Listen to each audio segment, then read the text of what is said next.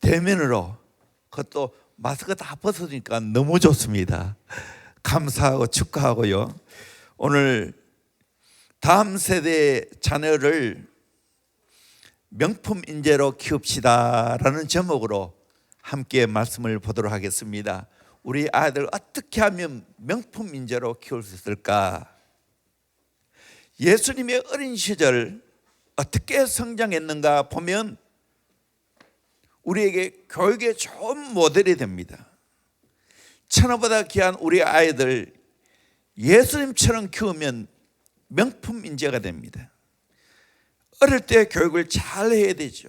예수님도 30년 동안 정상적인 가정에서 잘 교육받고 공생의 3년을 잘 사회 가졌습니다. 이런 말이 있습니다. 모르면서 모른다는 사실을 모르는 사람은 바보이다. 이런 사람은 피하라. 모르면서 모른다는 사실을 아는 사람은 어린애다. 이런 사람은 가르쳐라. 알면서 안다는 사실을 모르는 사람은 잠든 사람이다. 그런 사람을 일깨워라. 알면서 안다는 사실을 아는 사람은 지혜로운 사람이다. 그런 사람을 따르라 라는 말이 있습니다. 아는 사람이 모르는 사람에게 잘 교육해야 됩니다. 하나님은 보시면 잘 교육받고 훈련받는 사람을 축복하시고 쓰시는 것을 봅니다. 하나님은 모세를 그냥 사용하지 않고 모든 것을 잘 준비한 후에 지도자로 세우셨습니다. 나의 삶에 있어서도 잘 교육과 훈련을 받아 균형 잡힌 삶을 살아가야 됩니다. 우리의 아이들 명품 인재로 어떻게 하면 잘 키울 수 있을까요? 첫째는 몸의 성장이 잘 이루어져야 됩니다. 40절에 보니까 아기가 자라며 강해지고 52절에 키가 자라가며 라고 말했습니다. 예수님은 어린 시절 육체적으로 잘 성장했습니다. 건강했습니다. 건강하려면 세 가지를 잘 해야 된다고 말합니다. 내 몸에 맞는 식사를 해야 되고, 내 몸에 맞는 운동을 해야 되고, 내 몸에 좋은 감사와 기쁨이 충만해야 한다는 겁니다. 이런 말이 있습니다. 물질을 잃은 것은 조금 잃은 것이고, 명예를 잃은 것은 많은 것을 잃은 것이고, 건강을 잃은 것은 모든 것을 잃은 것이다 라고 말합니다. 건강하게 잘 키워야 됩니다. 특별히 미국에는 체력을 많이 봅니다. 어릴 때 열심히 운동을 시킵니다. 건강하게 키워야 됩니다. 모든 암에는 원인이 있습니다. 분노와 울분과 좌절 이런 것으로 인하여 암이 생깁니다. 이런 말이 있어요. 정신병자는 암이 없다고 말합니다.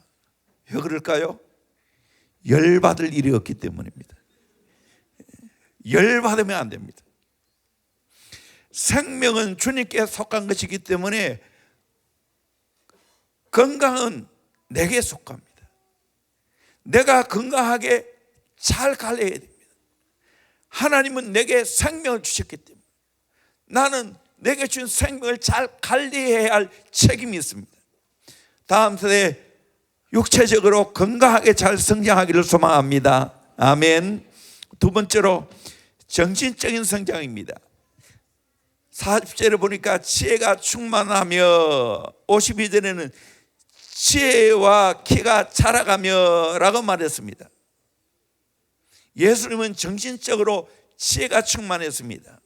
지혜가 자랐습니다. 우리의 다음 세대 우리의 아이들 명품 인재로 키우려면 지혜가 충만한 자녀로 키워야 됩니다. 예수님이 12살 때 예루살렘에 유월절 절기를 지키기 위해서 올라갔습니다. 3일길 걸어 집으로 돌아갔는데 예수님이 계시지 않는 겁니다.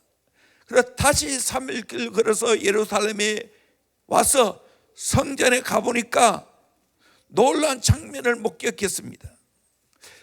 12살 먹은 예수님이 랍비와 함께 성경을 가지고 서로 문답을 합니다. 누가복음 2장 46절에 사흘 후에 성전에서 만난 즉 그가 선생들 중에 앉으사 그들에게 듣기도 하시며 묻기도 하시니 듣는 자가 다 그 지혜와 대답을 놀랍게 여기더라. 그렇게 말했습니다. 예수님은 하나님 말씀을 통해서 지혜가 충만했습니다. 비록 12살이지만 그 당시에 최고의 랍비들과 함께 서로 묻고 서로 답을 냈습니다. 그 지혜와 대답을 놀랍게 여겼습니다. 3일을 말씀을 가지고 토의했기 때문에 이것이 유대인의 교육인 문답식 교육 하브루타입니다. 짝을 지어 질문하고 대화하고 토론하고 논쟁하는 걸 말합니다.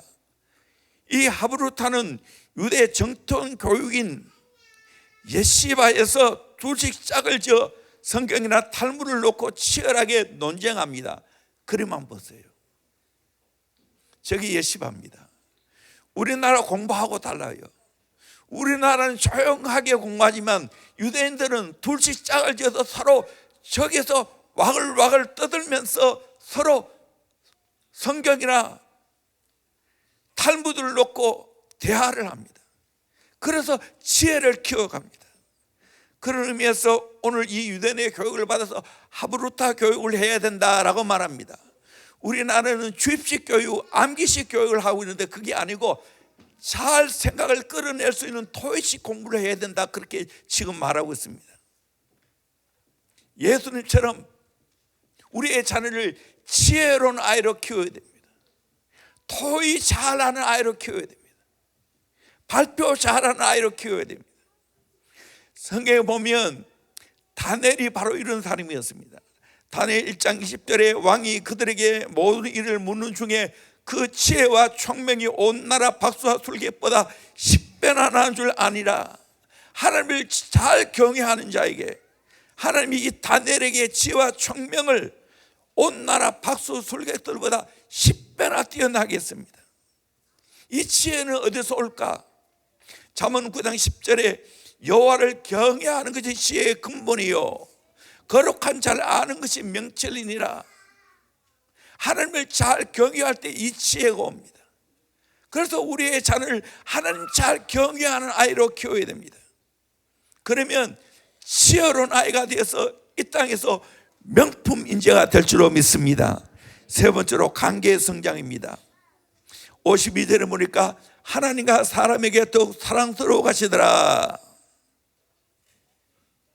하나님과 사람에게 사랑스러워 가셨습니다. 관계를 잘했다는 말입니다. 요한복음 8장 29절에 예수님은 나는 항상 그가 기뻐하시는 일을 행함으로 나를 혼자 두지 아니하였느니라 라고 말했습니다. 하나님 기뻐하는 일을 행했다고. 예수님 또 육신의 부모에게도 관계를 잘했습니다. 누가복음 2장 51절에 예수께서 함께 내려가서 나사렛에 이르러 순종하여 받드시더라. 부모님께 잘 순종하고 받들었습니다. 우리의 자녀들 하나님과 관계를 잘 맺게 해야 됩니다. 사람과 관계를 잘 맺는 사람으로 키워야 됩니다. 사무엘이 바로 이렇게 성장했습니다. 사무엘상 2장 26절에 보면 아이 사무엘이 점점 자라며 여호와와 사람에게 은총을 더욱 받더라. 여호와와 사람에게 더욱 은총을 받아서 관계를 잘 맺었다는 겁니다. 그래서 위대한 사사고 제사장이고 선지자가 되었습니다. 하버드 경영대학원 교재에서 두뇌의 기술에 훈련은 성공 요인의 10%에 불과하지만 뛰어난 대인 관계는 성공의 85%를 차지한다라고 말하고 있습니다. 관계의 성장을 잘 하도록 만들어야 됩니다. 그럼 어떻게 하면 되는가? 격려의 대가로 키워야 됩니다. 우리 부모님들이 격려를 잘 하도록 막 해줘야 됩니다. 끊임없이 우리 아이를 격려해야 됩니다. 그리고 마음껏 인정해 줘야 됩니다. 우리 아이들 정말 인정을 잘해야 됩니다. 윌리엄 제임스는 인간의 가장 뿌리 깊은 본성은 인정받으려는 욕구가 있다라고 말했습니다. 내가 인정받기를 원하는 것처럼 우리의 자녀들, 우리의 배우자에게 끊임없이 인정을 해줘야 됩니다. 기꺼이 용서해 줘야 됩니다. 아무리 잘못해도 부모는 용서부터 먼저 해주고 기다려야 됩니다. 해밍웨이가 쓴 세상의 수도라는 글을 보면 스페인에 사는 어느 아버지와 10대 아들이 있었는데 서로의 관계가 뒤틀어져서 아들이 집을 나갔습니다. 아들을 찾아 헤매다가 마드리드 신문에 광고를 냈습니다. 사랑하는 파코에게 내일 정오에 마드리드 신문사 정문에서 만나자. 나는 너를 사랑한다. 다음날 정오에 800명의 파코가 몰려왔습니다. 모두가 용서받기를 원한다는 거예요. 우리의 자녀는 어리기 때문에 잘못할 수 있어요. 부모들은 용서를 해놓고 관계를 맺어야 됩니다. 다른 사람의 말에 경청하도록 해야 됩니다. 경청 잘하는 아이가 관계를 잘 맺습니다. 다른 사람을 이해해 줘야 됩니다. 남이 나에게 해주기를 원하는 것처럼 다른 사람들에게 해줘야 됩니다. 이해라는 말을 영어로 understand라고 말합니다. 아래에 서는 걸 말합니다. 경영학의 아버지 피터 드러커는 모든 경영 문제의 60%는 잘못된 커뮤니케이션의 결과라고 말합니다. 관계를 잘 맺으면 경영이 잘 된다는 거예요. 그래서 관계의 필요성을 위해서 세 부류의 사람이 필요한데 삶의 모델이 필요합니다. 부모님의 삶의 모델이 되어야 됩니다. 삶의 멘토가 필요합니다. 나를 잘 지도해 줄 수 있는 멘토가 필요합니다. 동력자가 필요합니다. 인생 같이 살면서 친구들이 나의 동력자가 되는 겁니다. 선배에게 잘하는 사람은 30% 성공하고 후배에게 잘하는 사람은 70% 성공한다는 말이 있습니다. 아무쪼록 우리의 자녀들 하나님과 관계를 잘 맺고 사람에게 관계를 잘 맺어서 관계에 탁월한 명품 민족으로 키워야 될 줄로 믿습니다. 마지막으로 영적인 성장입니다. 40절을 보니까 하나님의 은혜가 그 위에 있더라. 다음 세대 우리 아이들 명품 민족으로 키우려면 하나님의 은혜가 그 아이 위에 항상 있어야 됩니다. 이것이 가장 중요합니다. 우리 아이들 은혜 위에, 은혜가 항상 그 위에 있으려면 은혜 받는 장소로 데리고 나와야 됩니다. 열심히 교회에 데리고 나와야 됩니다. 공적 예배에 데리고 나와야 됩니다. 은혜 받는 장소에 잘 몰라도 데리고 나와야 됩니다. 기도의 장소로 데리고 나와야 됩니다. 성도에게 가장 큰 소망은 첫째는 가정의 행복, 두 번째는 자녀의 성공, 세 번째는 신앙 전수입니다. 이것이 이루어져야 행복하다는 거예요. 유대인들은 하브루타를 통해서 이것이 이루어집니다. 태교 교육이 있습니다.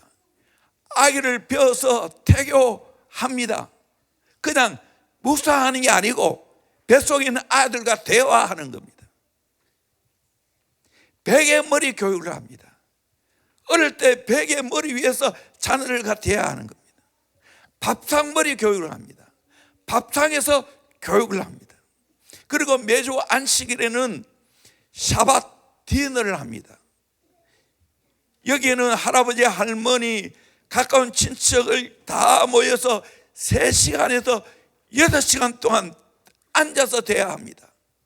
가장 어린 아이는 어머니 품에 안겨 있고 나머지는 전부 이렇게 앉아 있는 겁니다. 어려도 그걸 3시간에도 6시간 안식일 저녁마다 대화하는 겁니다. 그래서 하나님의 은혜가 임하도록 합니다.